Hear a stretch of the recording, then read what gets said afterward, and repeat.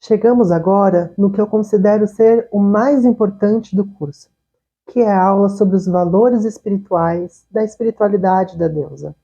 Quais são os pilares, quais são as bases que sustentam esse tipo de cultura? Quando nós vamos falar dos valores espirituais, nós estamos falando agora em uma religião, em um tipo de expressão espiritual que está acontecendo agora, no século XXI. Nós não estamos mais no período da pré-história, nem no período da antiguidade. Nós estamos vivendo um cenário bastante específico, em especial também um cenário de ressurgimento, de renascimento da figura da deusa. Nós estamos falando de uma nova era. Mas essa nova era, ela deve ser realmente nova. É muito incoerente a gente buscar por uma nova expressão de espiritualidade, mantendo as antigas formas de relação, de segregação e de exploração do feminino. Não existe nenhum retorno da deusa se nós continuarmos utilizando os mesmos moldes machistas. Não existe uma ecoespiritualidade se nós não assumirmos uma corresponsabilidade sobre tudo o que existe, porque tudo é a deusa. Perceba, é plenamente possível manter essas estruturas de opressão, de segregação e de dominação, mas só colocando a deusa, colocando o feminino no local do masculino. Ou seja, permanecer, perpetuar com esse tipo de opressão, de estruturas patriarcais e machistas, mas apenas trocando ali um pouquinho da roupagem dela, colocando a deusa no altar e repetindo as mesmas estruturas. O convite dessa aula é de nós pensarmos o que existe de essencial, o que existe de valor dentro das culturas da deusa, para que a gente possa aplicar eles na nossa vida, compreendendo também podermos lutar por eles no mundo exterior. E mais do que isso, perceber se o grupo que nós estamos construindo, ou se a espiritualidade que nós estamos construindo, ela está mais alinhada com os valores matrifocais, ou se elas são apenas um patriarcal, só que revestido ali com uma figura feminina na parte mais exterior. Vamos juntos falar apenas de alguns? Tenho certeza que você, através da sua vivência, através dos seus estudos, pode pensar também em diversos outros valores espirituais dessa cultura da deusa. Vamos juntos? O primeiro que eu penso é a dualidade sagrada. Bom, nós percebemos que a questão dentro dessas culturas matrifocais não é de um feminino sobrepujando o masculino, né, ferindo ele. Muito pelo contrário, existe, se não uma complementariedade, pelo menos ali uma cooperação entre os dois gêneros. E mais do que isso, a cultura da deusa, ela nos fala muito sobre a dualidade sagrada, que transcende essa questão do masculino e do feminino. A gente pode pensar também no lunar e no que é solar, no que é terrestre, no que é celeste, no que é espiritual e material. Todas essas dualidades são dualidades sagradas. E dentro da cultura da deusa, essas dualidades elas podem se harmonizar, se complementar e colaborar uma com a outra. Ao contrário da cultura patriarcal, que ela é bastante polarizada, mas no sentido de que um polo está certo e que o outro polo deve ser execrado, exterminado, aniquilado. A cultura da deusa mostra que a dualidade existe sim, mas que essa dualidade ela é sagrada, ela é necessária para a manifestação da vida, para que o fluxo da vida aconteça. Nesse sentido, qualquer uma das extremidades, ela possui o seu porquê, o porquê da sua existência. E quando nós conseguimos harmonizar essas dualidades, nós conseguimos proteger e servir ao fluxo maior, que seria o fluxo da vida. Nós percebemos também que dentro dessas culturas matrifocais, sempre existiu a figura também do masculino ali presente, né? É muito comum que essas figuras da deusa tivessem ou a figura de um filho, como representando toda a criação, ou às vezes a figura de um marido, de um consorte sagrado. Então essa questão da dualidade sagrada, ela é muito presente dentro das culturas da deusa. Não há esse mal a ser aniquilado, a ser exterminado. Há, sim, uma conciliação entre oposições, uma combinação, uma mescla, que permite tanto que ocorra a existência separada, individual deles, mas como também momentos de comunhão, momentos de mescla entre essas polaridades, entre essas forças. Um segundo valor muito importante na espiritualidade da deusa é a ecoespiritualidade, a noção de que a terra é sagrada, de que a terra é o próprio corpo da deusa. A natureza é a deusa manifesta. Nós também, toda a humanidade, todos os seres, animais, vegetais, tudo que existe é uma manifestação da deusa, é uma fagulha do divino aqui presente. A nossa percepção da Terra não é que a Terra é um local de expiação, um local de dor, de sofrimento. Nós podemos transformar nisso, sim. Mas a Terra, enquanto algo sagrado, enquanto um templo vivo, e que através do processo de estar encarnado, nós podemos desenvolver quem nós somos. Nós podemos contribuir com a Terra. Nós podemos melhorar a vida aqui. Nós viemos para a Terra para que possamos, além de aprender, também trazer melhorias, fazer o que a natureza espera que o ser humano faça aqui na Terra. Nesse sentido, quando a Terra é sagrada, nós não buscamos a sua destruição ou formas de dominação, de controle e de empobrecimento, né, de dominação sobre ela. A religião da deusa é muito comum que diversos aspectos dela estejam associados a elementos da natureza, como, por exemplo, a deusa sendo a terra, a deusa sendo o oceano, a deusa sendo a própria lua, a deusa sendo a vegetação, a deusa sendo o fogo, a deusa sendo a ventania, a nuvem. Quando nós entendemos que a natureza é divina, que a natureza é a deusa, inspira em nós uma consciência ambiental. Não há como nós falarmos de qualquer culto matriarcal, qualquer culto matrifocal, qualquer espiritualidade da deusa, que não tenha como base, como pilar, reivindicações políticas e ambientais que visem a preservação da vida como um todo. Não uma preservação apenas humana, mas uma noção bastante de ecossistema, essa noção de vida interligada. Algo que eu acho muito interessante é a visão indígena a respeito da deusa aranha, onde toda a natureza, tudo que existe, toda a realidade manifesta, foi criada pela deusa aranha a partir do seu próprio corpo, a partir da sua própria teia, o que nos lembra essa questão da imanência. Mas que, além disso, toda a vida ela está intimamente conectada. O que você faz em um ponto afeta todo o restante da rede. E isso tem muito a ver com essa noção de ecoespiritualidade. Entender que o ser humano ele não é o centro dessa rede, ele é apenas mais um ponto, tão importante quanto todos os outros pontos da rede, e que ele possui sim um papel na preservação, na colaboração, na manutenção da vida de todas as outras espécies. A espiritualidade da deusa é profundamente animista. A partir dela, nós entendemos que tudo que existe possui algum grau de consciência, sejam as pedras, os rios, sejam as montanhas, tudo há um certo grau de consciência e é sagrado também. Outro tipo de valor espiritual que existe é o da organização circular.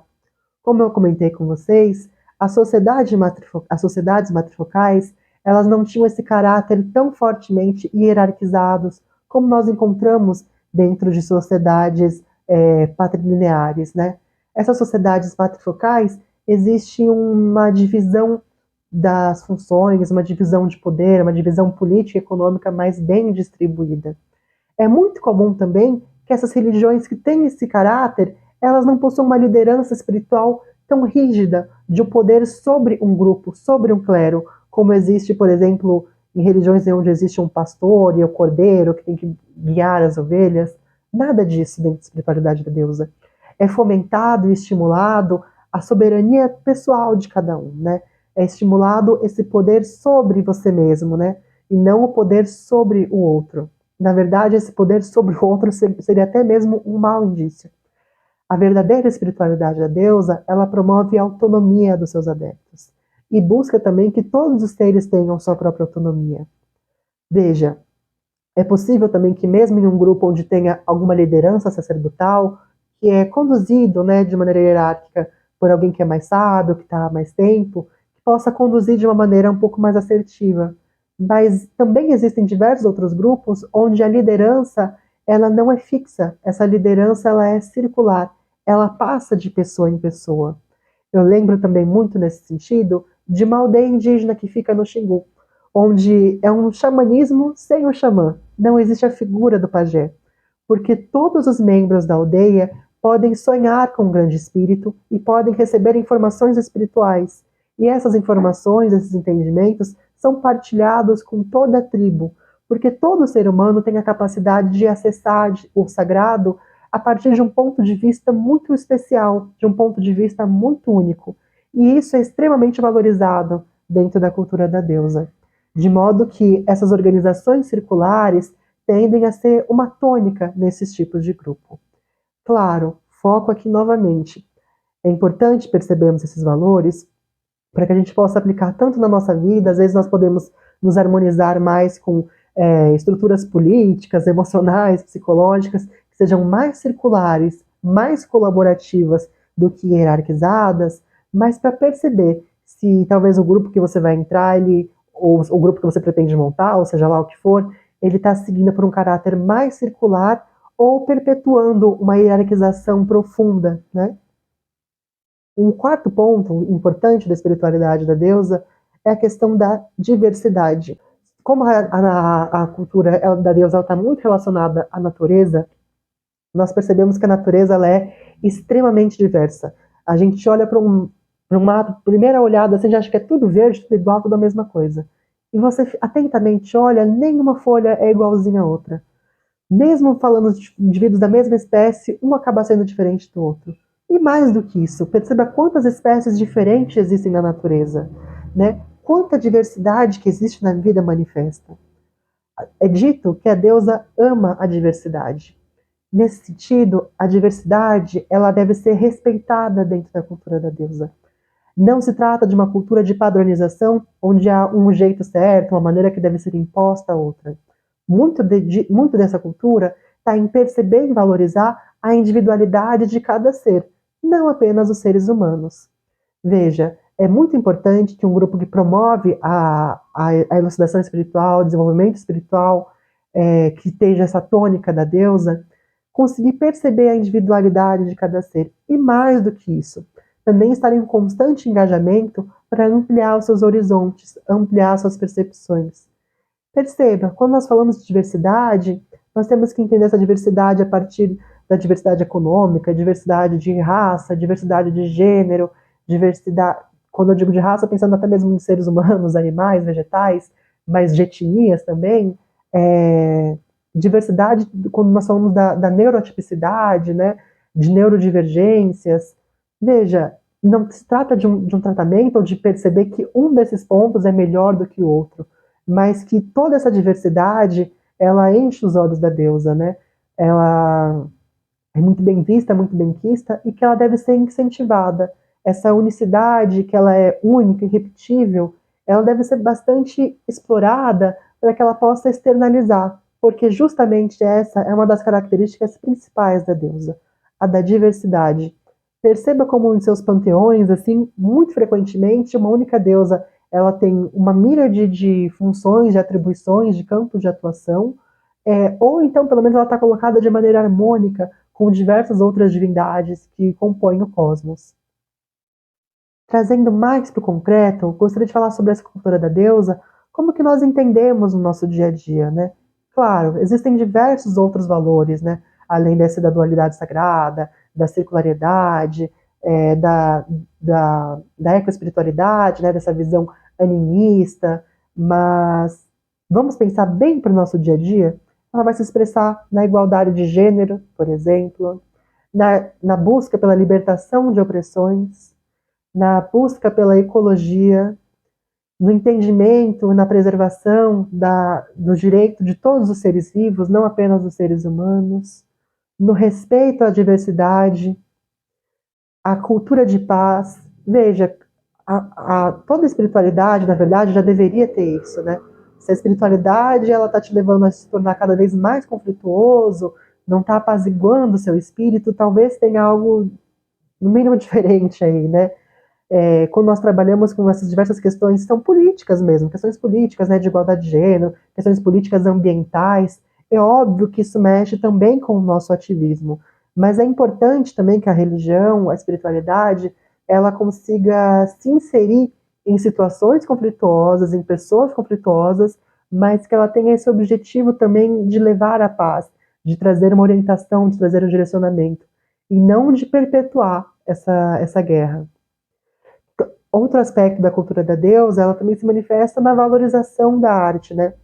que em tantos momentos foi tão perseguida pela cultura patriarcal e continua sendo, né? Mas a arte enquanto um veículo capaz de elevar a sua consciência. A arte também enquanto a capacidade de te sensibilizar para o que é sagrado, de te sensibilizar para o que é oculto.